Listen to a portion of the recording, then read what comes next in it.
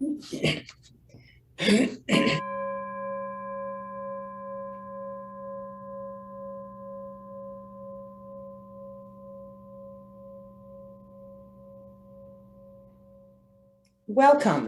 Thank you for joining us for this live streamed Sunday service at the Unitarian Universalist Fellowship of Northfield. My name is Mary Jane Lipinski. I've been part of the UUFN since 2016. UUFN is an inclusive community that nurtures spiritual and intellectual growth and fosters ethical and social responsibility. We're grateful to be gathering both online and in person today, and we extend a warm welcome to everyone, both on Zoom and in the sanctuary. If you are a visitor, we are glad you are with us, and we invite you to stay after the service to get acquainted. We welcome your questions and look forward to hearing about you.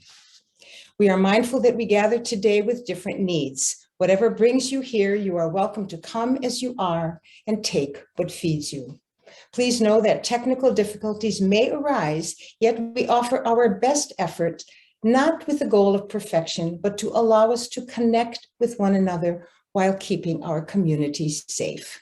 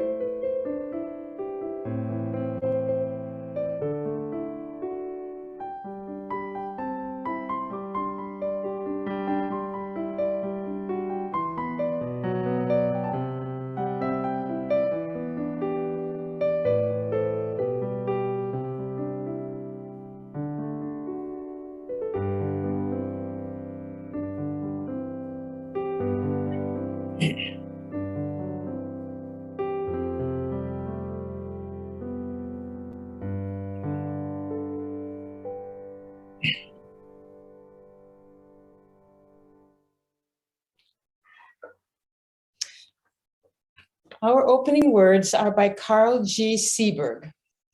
Let there be joy in our coming together this morning. Let there be truth heard in the words we speak and the songs we sing. Let there be help and healing for our disharmony and despair. Let there be silence for the voice within us and beyond us. Let there be joy in our coming together.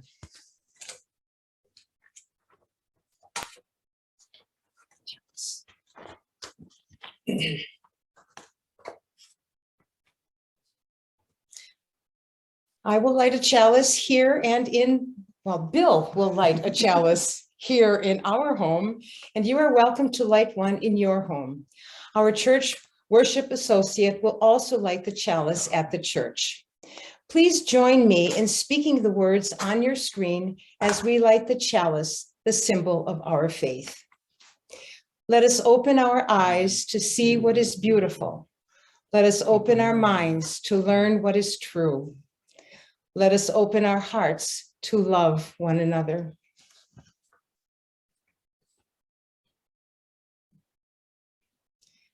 Our opening hymn is Morning Has Broken. For those of you in our church building, please hum only. On Zoom, you are welcome to sing along with muted mics.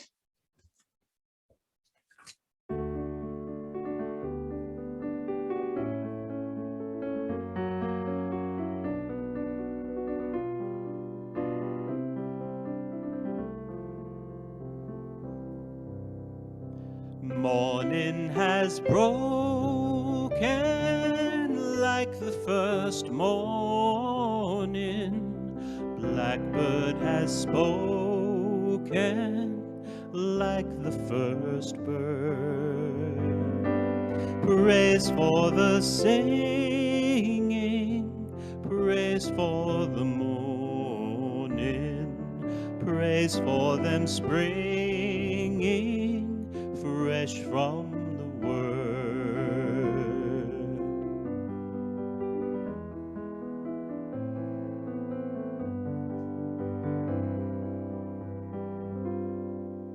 Sweet the rain's new fall, sunlit from heaven, like the first dew fall on the first grass.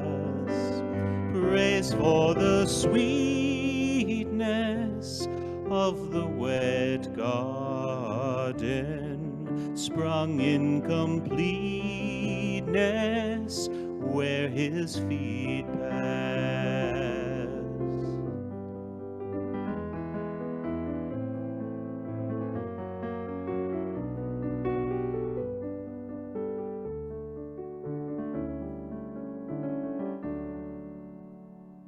Mine is the sunlight, mine is the morning, born of the one light Eden saw play.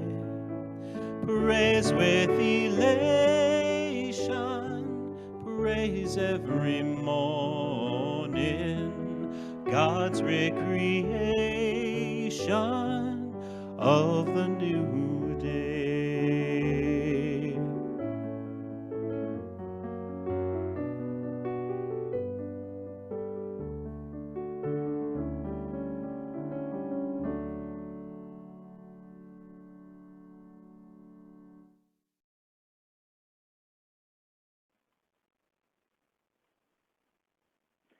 Good morning, all.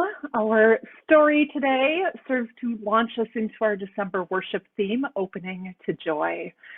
It's a story about throwing your arms wide open to embrace this hurting and beautiful world. In the words of Reverend Dr. Lynn Unger.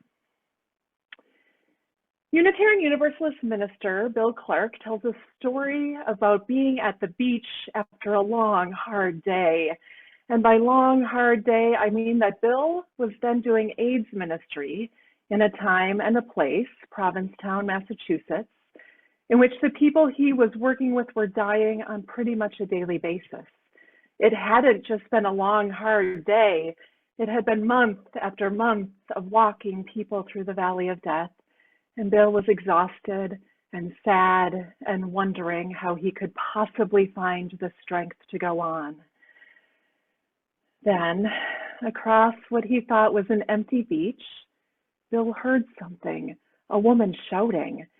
But it quickly became clear that she wasn't in trouble. In fact, what she was shouting over and over again was joy, joy. All of a sudden, something shifted in Bill's heart, almost a revelation. It was possible to choose joy, even in the midst of tragedy.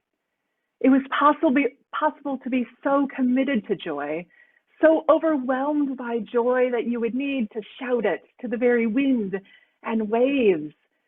Touched as he was by this stranger's declaration of joy, Bill decided to join in. Joy, he called to the woman. Joy, he called to the seagulls. Joy, he cried to the sand and sea and the invisible horizon. Joy. And each time he called out, he felt his heart lifting. Each time he called out, he felt more connected with this stranger and through her to the whole world of people trying to find their own joy. And then a damp and sandy golden retriever came running from behind the sand dune and dashed up to the woman. Joy, there you are, she said. Time to go home. And with that, the woman leashed up her dog, Joy, and headed off. The end. The end of this sweet story of dogs and joy and what we are calling out for. We know that when our arms are wide open to embrace joy, we also catch sorrow. When we gather, we don't pretend otherwise. We don't pretend there isn't heartache, and we don't pretend there is only heartache. And so each week we gather, we carry the sorrows and celebrations of our own lives. If you have a joy or a sorrow you would like to share with the group, you can type it into the chat box and I will read it aloud. For those in the sanctuary, I will read the joys and sorrows submitted before the service on our online form. First, I will light a candle in honor of all of the simple joys that are sustaining us. I will light another candle in honor of the sorrows and hardships we might be carrying. And I will light one more candle in honor of the joys and sorrows we carry in our hearts but have not spoken aloud. We share a moment of silence together. Some of us will experience this silence as a time for prayer, some as a time for meditation, and some simply as a time to honor what has been said and left unsaid. I invite you into a silence of your understanding, holding our own lives and the world in our hearts.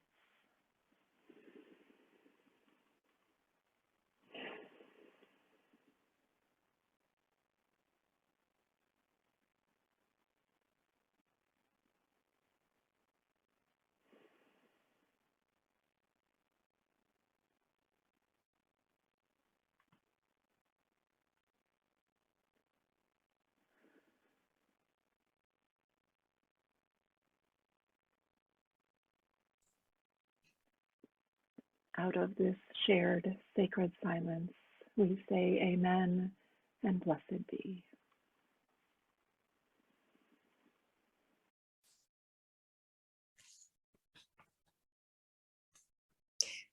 We have two readings today, both by poet Mary Oliver. Lead. Here is a story to break your heart. Are you willing? This winter, the loons came to our harbor and died one by one of nothing we could see. A friend told me of one on the shore that lifted its head and opened the elegant beak and cried out in the long, sweet savoring of its life, which, if you have heard it, you know is a sacred thing, and for which, if you have not heard it, you had better hurry to where they still sing. And believe me, tell no one just where it is. The next morning, this loon, speckled and iridescent, and with a plan to fly home to some hidden lake, was dead on the shore. I tell you this to break your heart, by which I mean only that it break open and never close again to the rest of the world.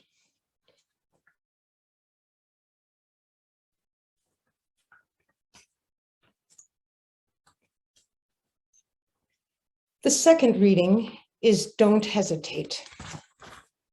If you suddenly and unexpectedly feel joy, don't hesitate. Give in to it.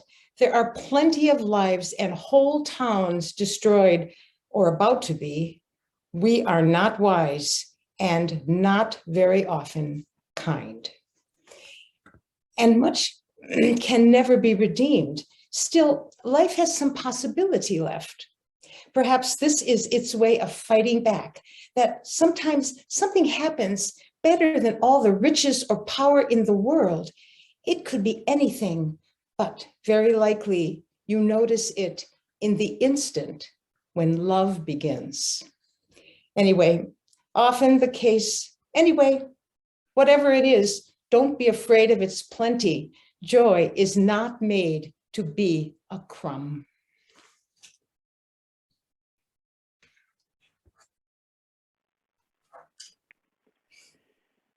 Thank you, Mary Jane. I first heard that story I shared earlier about standing on the sand dunes with a broken heart and calling out for joy, only having it turn out to be a dog's name, many years ago, and it's stuck with me ever since. There's something about that stance of calling out for joy that is such a relatable image. The author, Reverend Dr. Lynn Unger, shares this reflection about it. There are a lot of reasons why I love this story, and not just because it has a dog in it. Although it's about a kind of mistaken identity, I think it really has a lot to say about finding joy. For one thing, joy doesn't always come when it's called. There are lots of reasons, many much smaller than Bill's, that make us feel as if joy has fled the scene. Illness, whether temporary or chronic, injury, lost friendships or lost loves, boring work or no work at all, teachers or bosses who don't understand or appreciate us. The list of things that can rob us of joy is pretty much endless. And when we've lost our sense of joy, it doesn't necessarily come rushing back the instant we notice it's gone. And it certainly doesn't help for other people to tell us to smile, or that we should just get over whatever is bothering us, or that our problems are small compared to what the Syrian refugees are facing. You can't be bullied or argued into feeling joy, and sometimes it just doesn't respond when you call. But maybe calling makes a difference. Believing that joy is out there, knowing that you want to walk together, finding a way to let joy know that you're available might just eventually work. Maybe not by hollering joy at random strangers, but by remembering and turning towards the things that have given you joy in the past.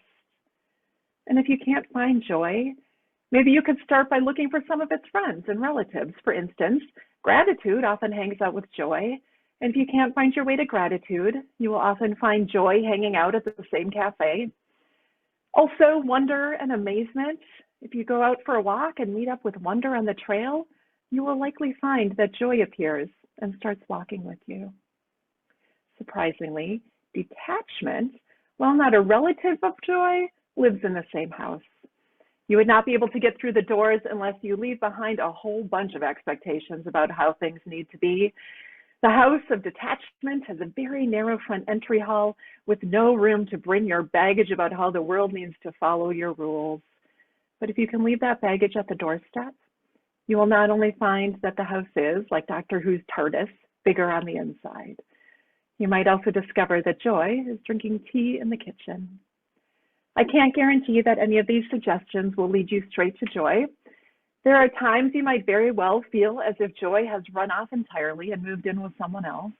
But generally speaking, if you are willing to call to joy long enough, eventually it will show up, wet and sandy, tongue hanging out of the side of its mouth, ready to romp with you all the way home. This is opening to joy as a spiritual practice, to cultivate the conditions necessary for it to show up, and then to greet it with open arms and an open heart when it does.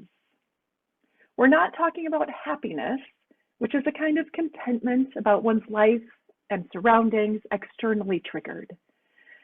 Joy, on the other hand, is a more intense experience that is somehow simultaneously personal and transcendent.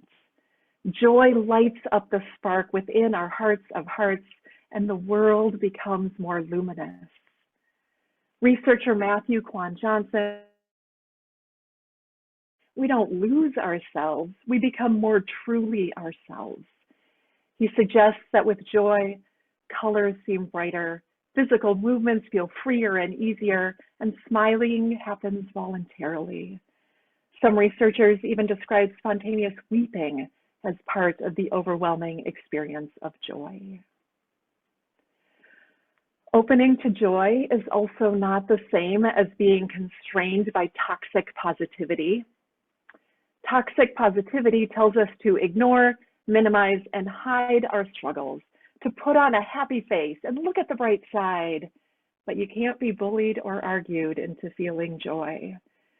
Joy tells us we don't have to hide the depths of our struggles, but that there is more to us than our struggles.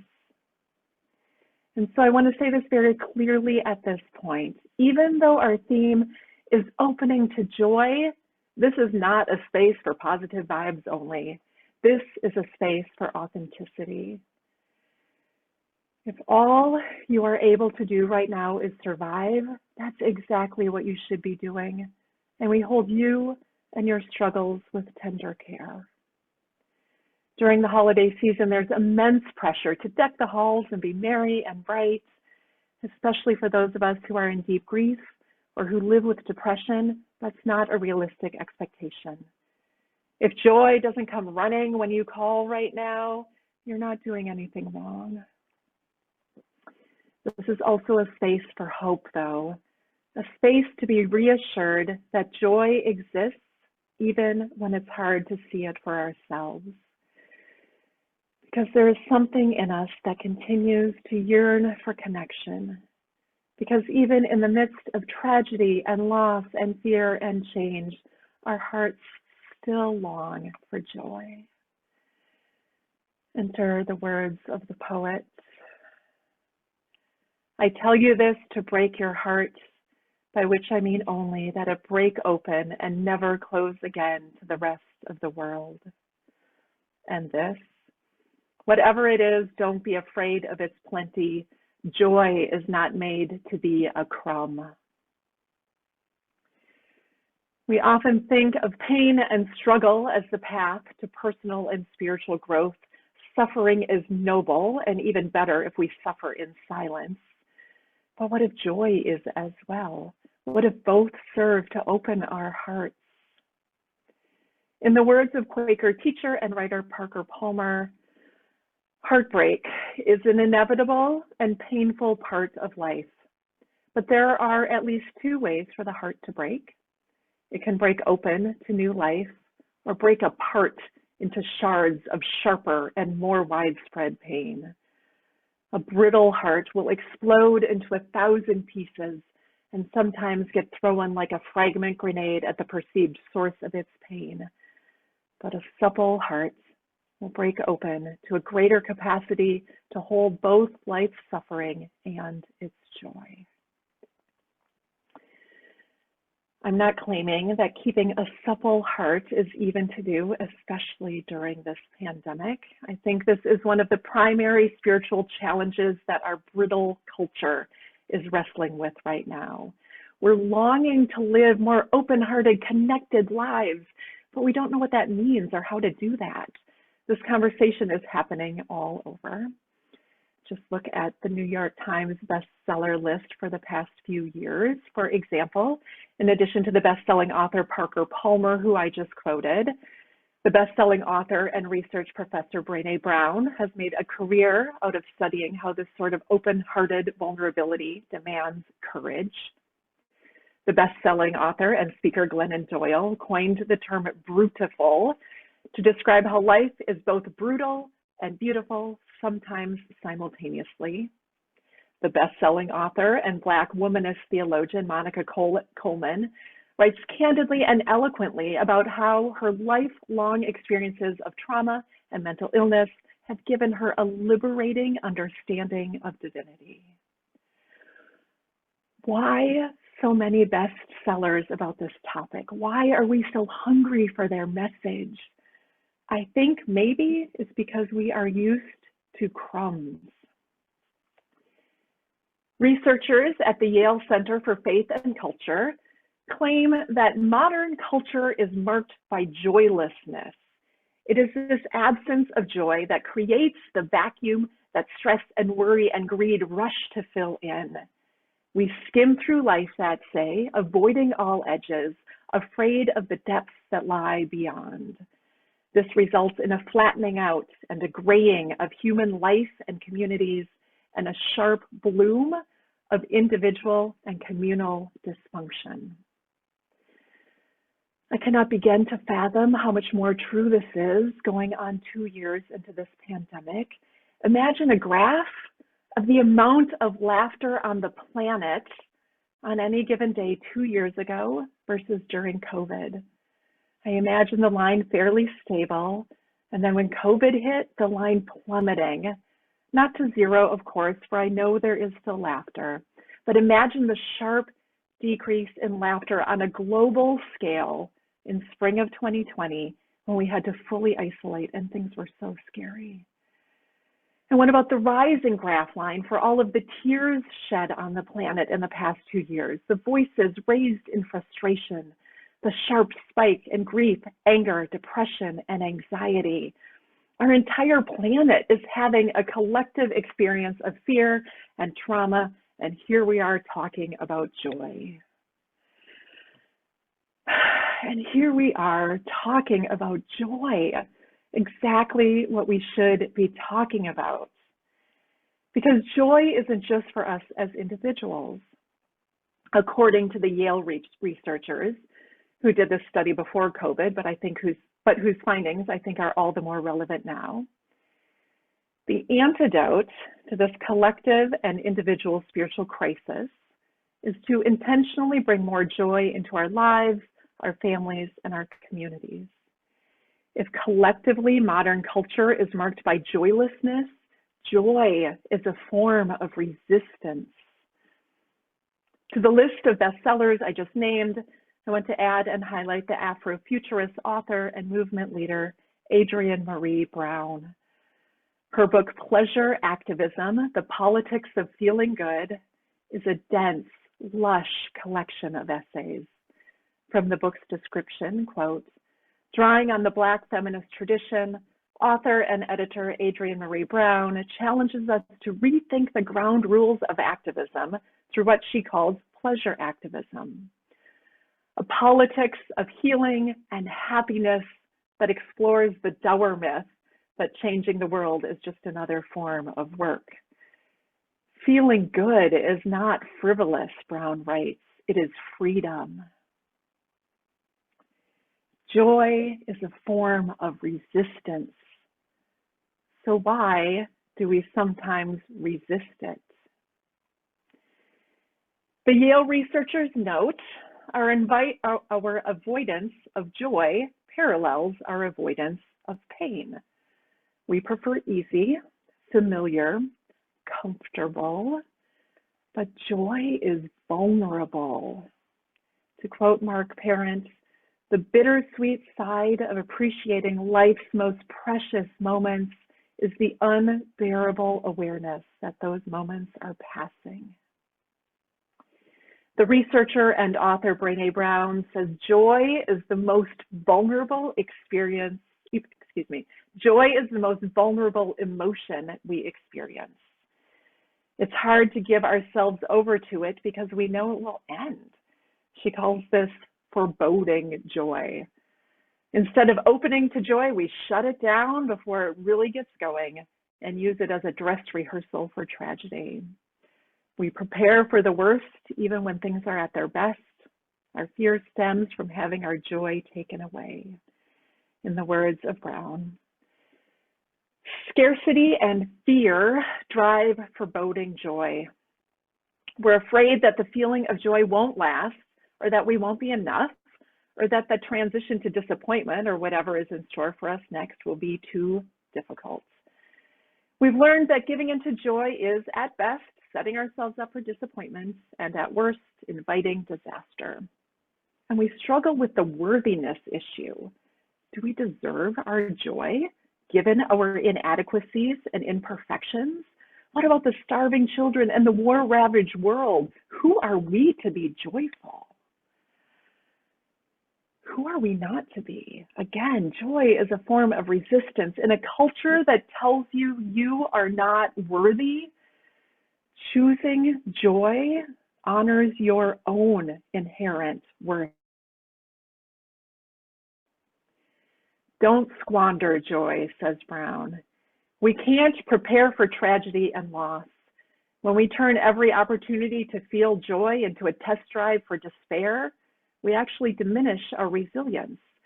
Yes, softening into joy is uncomfortable. Yes, it's scary. Yes, it's vulnerable.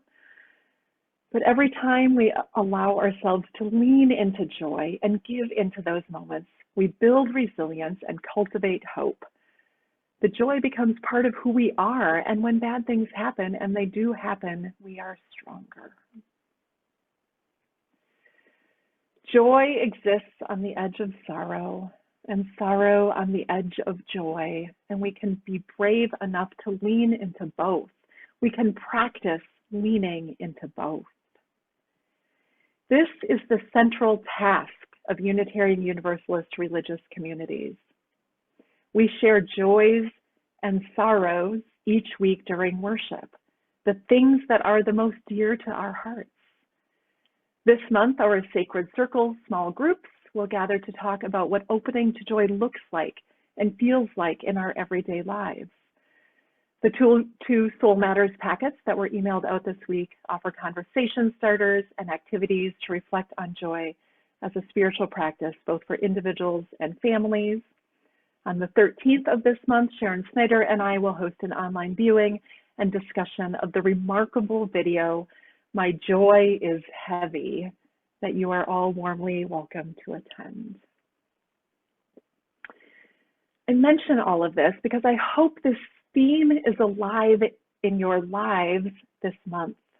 I invite you to take seriously the way opening to joy might be a path to healing and liberation in your own life.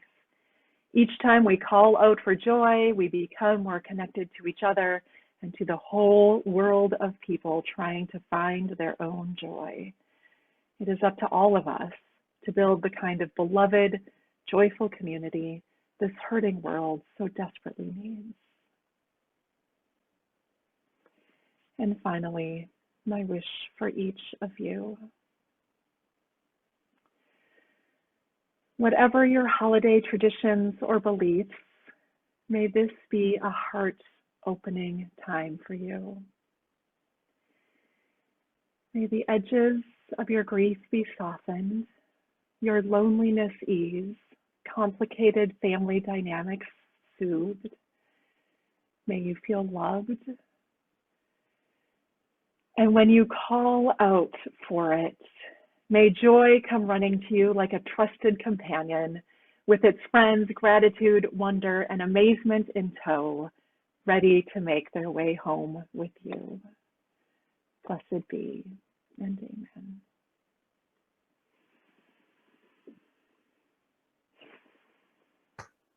We join together in our hymn of affirmation for all that is our life.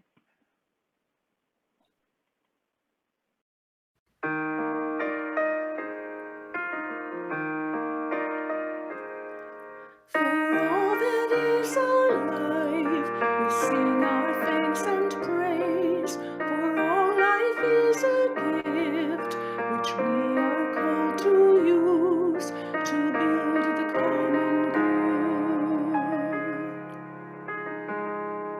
and make our own days glad.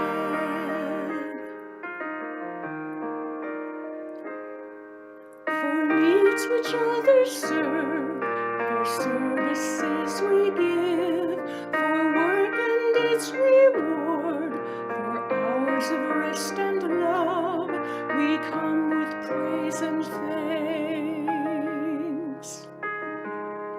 For all that is our life, for sorrow we must bear, for failure, pain, and loss, for each thing we learn, for fearful hours that pass, we come with praise and thanks. For all that is our life,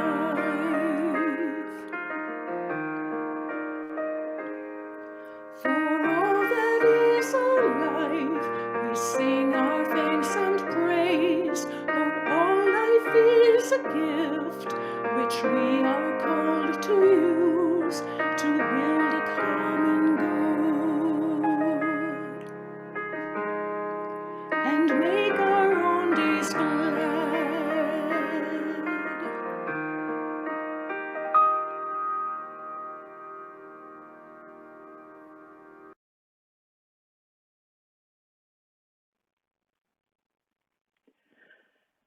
Whew, my heart is filled with gratitude for you all in this moment and for all that is our life. We turn our attention now to the wider world as we take our offertory. Our recipient this month is Northfield's Community Action Center. The mission of the Community Action Center is to promote a healthy, caring, and just community for all people through resources, advocacy, and volunteer efforts. During December, CAC runs its Operation Joy program, which seeks to provide a joyful holiday experience to all children in Northfield. Operation Joy provides holiday gifts to over 900 children each year. Imagine how much joy that creates in the world. You may contribute right now online by going to our website, uunorthfield.org, clicking on the yellow donate button on the right-hand column, and then selecting share the plate. Or you can mail a check payable to UUFM with offering basket written on the memo line.